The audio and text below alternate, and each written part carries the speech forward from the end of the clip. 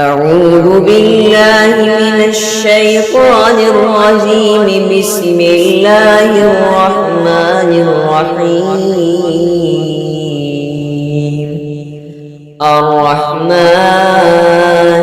علم القرآن، خلق الإنسان علمه البيان. الشمس والقمر بحسبان، والنجم والشجر يسجدان. والسماء رفعها ووضع الميزان، ألا تطغوا في الميزان. وأقيموا الوزن بالقسط ولا تخسروا الميزان. والأرض وضعها للأنام، فيها فاكهة والنخل ذات الأكمام، والحب ذو العصف والريحان.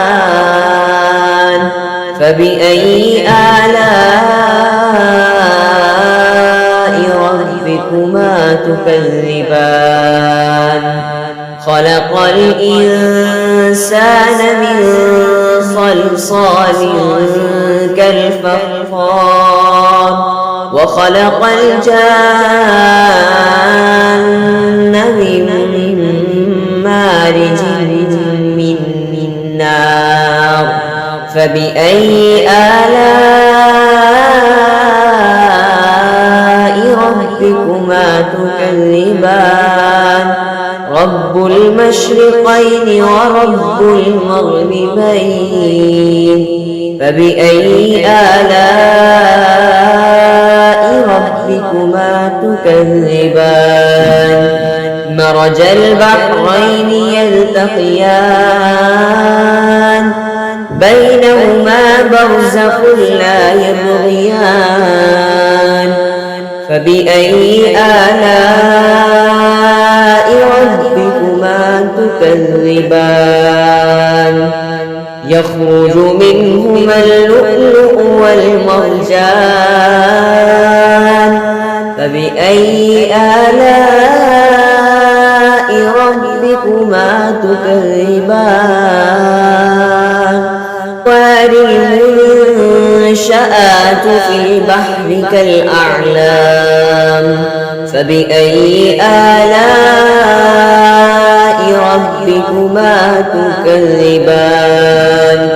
كل من عليها فان، ويبقى وجه ربك ذو الجلال والإكرام. فبأي آلاء ربكما تكذبان؟ يسأله من في السماوات والأرض كل يوم هو في شأن. فبأي آلاء ربكما تكذبان؟ سنفرغ لكم أيها الثقلان. فبأي آلاء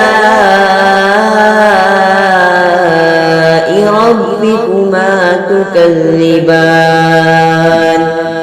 يا معشر الجن والإنس إن استطعتم أن تنفذوا من أقطار السماوات والأرض فانفذوا، لا تنفذون إلا بسلطان.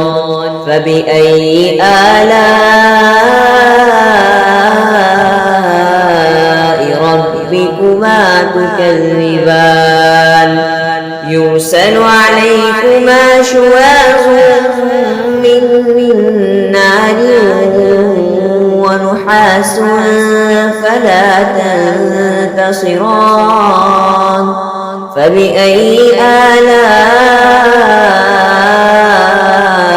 ربكما تكذبان؟ فإذا انشقت السماء فكانت وردة كالدهان فبأي آلاء ربكما تكذبان فيومئذ لا يسأل عن ذنبه إنس ولا جان فبأي آلاء ربكما تكذبان يعرف المجرمون بسيماهم فيؤخذ بالنواصي والأقدام فبأي آلاء ربكما تكذبان هذه جهنم التي يكذب بها المجرمون يطوفون بينها وبين حميم آن فبأي آلاء ربكما تكذبان ولمن خاف مقام ربه جنتان فبأي آلاء ربكما تكذبان ذواتا أفنان فبأي آلاء ربكما تكذبان فيهما عينان تجريان فبأي آلاء ربكما تكذبان فيهما من كل فاكهة زوجان فبأي آلاء ربكما تكذبان متكئين على فرش بطائنها من استبرق وجنى الجنتين دان فبأي آلاء ربكما تكذبان فيهن قاصرات الطرف لم يطمثهن إنس قبلهم ولا جان فبأي آلاء ربكما تكذبان كأنهن الياقوت والمرجان فبأي آلاء ربكما تكذبان هل جزاء الإحسان إلا الإحسان فبأي آلاء ربكما تكذبان ومن دونهما جنتان فبأي آلاء ربكما تكذبان مدهامتان فبأي آلاء ربكما تكذبان فيهما عينان نضاختان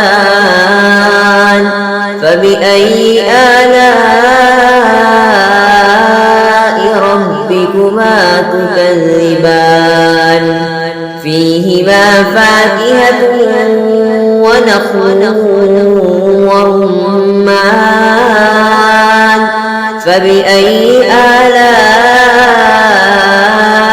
ربكما ربكما تكذبان فيهن خيرات حسان فبأي آلاء ربكما تكذبان حور مقصورات في الخيام فبأي آلاء ربكما تكذبان لم يطمثهن إنس قبلهم ولا جان فبأي آلاء ربكما تكذبان متكئين على رفرف خضر وعبقري حسان فبأي آلاء ربكما تكذبان تبارك اسم ربك ذي الجلال والإكرام